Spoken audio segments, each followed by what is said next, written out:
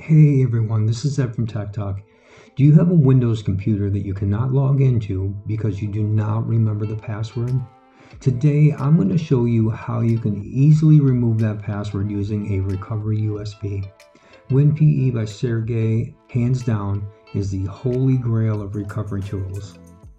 You'll first need to create the bootable USB, and trust me, it is quick and easy as I show you step by step how to build and boot from the device when complete.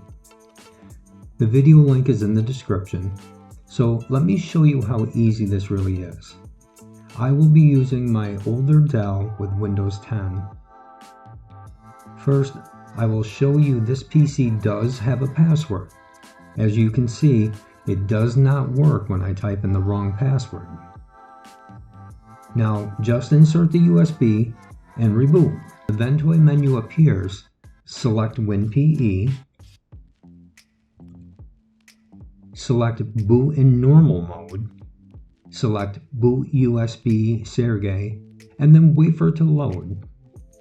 It'll look similar to a regular operating system.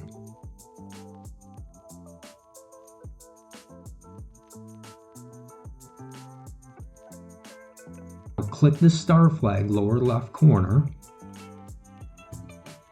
Click Resetting Passwords. Click PC Unlocker. Select your user profile that needs to be unlocked.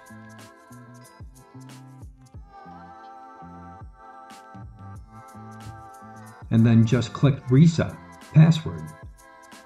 Here you can type in a password or just leave it blank and click OK like I do.